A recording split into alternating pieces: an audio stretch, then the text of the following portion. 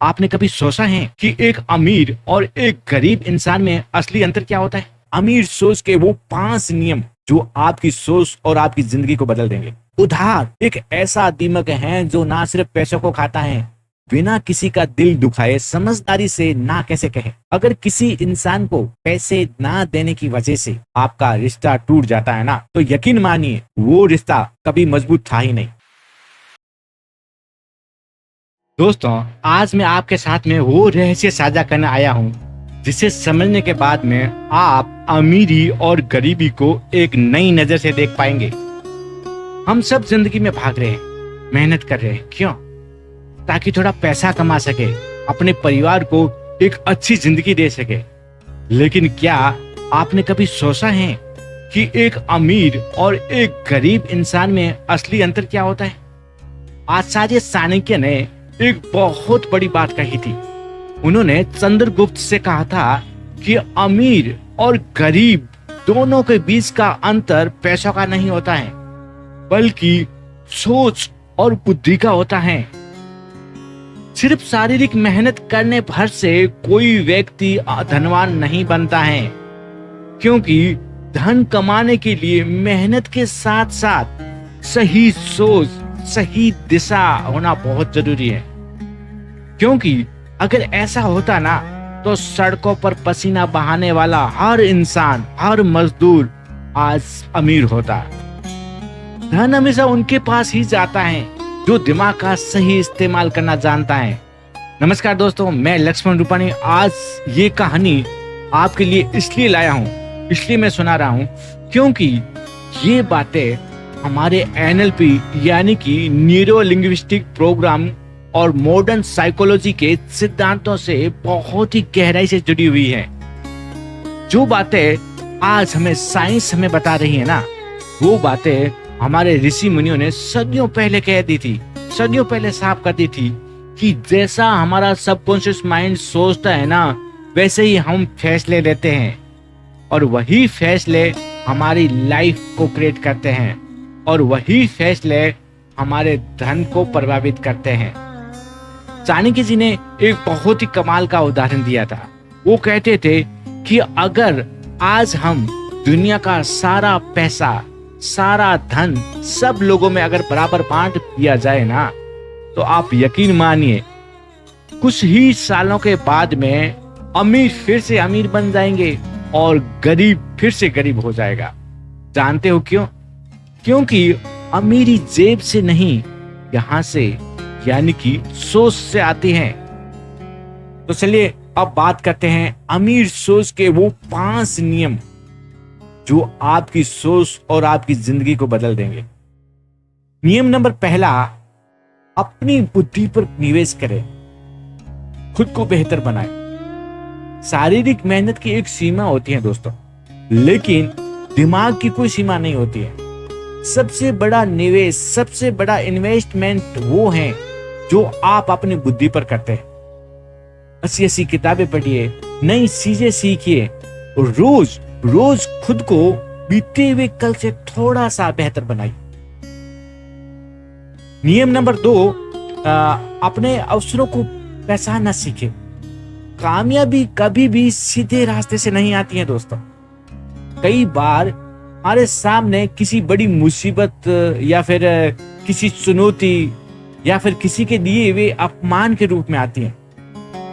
जो इंसान अपमान को, उस चुनौती को एक मौके में बदल देता है ना, वही इतिहास रचता है। नियम नंबर 3, समय धन से भी ज्यादा मूल्यवान होता है दोस्तों।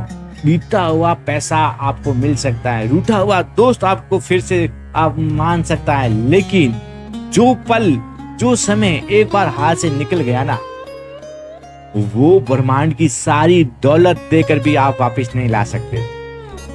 जितने भी सफल लोग हैं ना, वो पैसे से ज्यादा अपने समय की इज्जत करते हैं। और नियम नंबर 4, धन आने से पहले स्वयं को तैयार करें।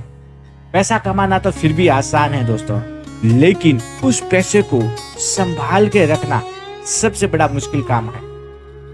जैसे ही जेब में 4 पैसे आते हैं, हमारे अंदर एक घमंड आ जाता है, एक लालच आ जाती है और फालतू के खर्चे करने की एक लत लग जाती है।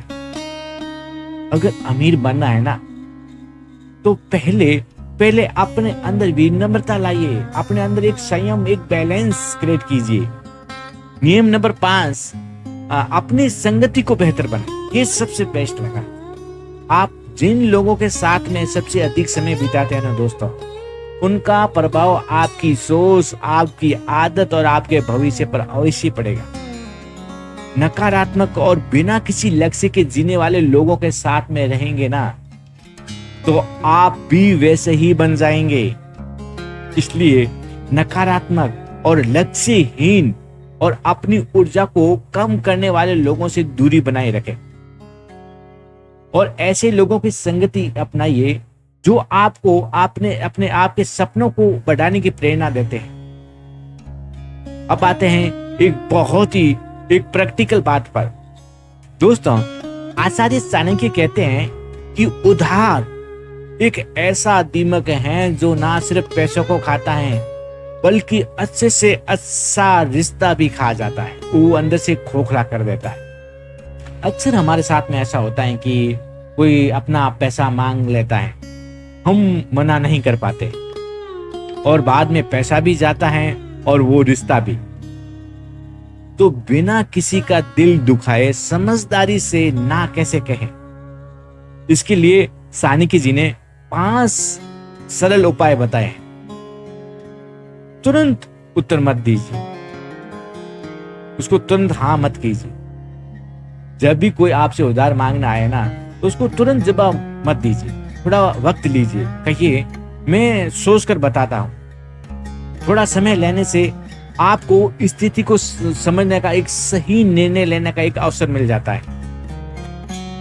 और उसके बाद में सही प्रश्न पूछिए, सामने वाले से बड़े प्यार से पूछिए कि भाई आपकी प्लानिंग क्या है, आप ये पैसा कब वापस लौटा रहे हैं। इस सवाल से आपको उसकी नियति का अंदाजा लग जाएगा। सुरक्षा या गारंटी मांगिए। बिना किसी भरोसे या लिखित बात के किसी को भी पैसा नहीं देना चाहिए। अगर दिया ना तो समझ लो रेत पर पानी डालने जैसा है। अगर सामने वाले की नीयत साफ है ना तो वो इंसान, वो बंदा आपको कोई ना कोई भरोसा देने पीछे नहीं हटेगा। अपनी आर्थिक स्थिति को सीमित बताइए। अगर आप सीधे ना नहीं कह सकते ना तो विनम्रता से कहिए कि भाई मेरा सारा पैसा किसी बड़ी स्कीम में या बड़ी एफडी में फंस गया है, अगर अभी निकाला तो मुझे बहुत बड़ा नुकसान हो सकता है। इससे है ना सामने वाले को बुरा नहीं लगेगा और बात भी एक संभल जाएगी। उधार की जगह सहायता कीजिए। दोस्तों, अगर सामने वाले की परेशानी सच में बहुत बड़ी है, जैसे घर में कोई बीमार हो या बच्चे की फीस भरनी हो, पढ़ाई का मामला हो, तो उसे ना पूरा पैसा उधार देने के बजाय आपसे जितना हो सके, आपकी जितनी क्षमता है ना उतनी आप अपनी तरफ से आर्थिक सहायता कर दीजिए और उस मदद को भूल जाए। इससे आपका रिश्ता हमेशा पवित्र और सुरक्षित रहेगा। चलते चलते आचार्य चाणक्य जी की एक बात हमेशा याद रखना, अगर किसी इंसान को पैसे ना देने की वजह से आपका रिश्ता टूट जाता है ना तो यकीन मानिए दोस्तों, वो रिश्ता कभी मजबूत था ही नहीं। वो इंसान सिर्फ आपके पैसे के लिए जुड़ा था, आपसे नहीं। अपनी मेहनत की कमाई, अपने आत्म सम्मान और अपने मन की शांति की रक्षा के लिए सही समय पर समझदारी से ना कहना सीखिए। याद रखिए, सच्ची समृद्धि और असली अमीरी सिर्फ बैंक बैलेंस में नहीं होती है, बल्कि इस बात में होती है कि आप अपनी जिंदगी को कितनी बुद्धिमानी से, कितनी सुकून और सही फैसले से जी रहे हैं। दोस्तों, आपको आचार्य चाणक्य की कौन सी बात सबसे ज्यादा सही लगी है?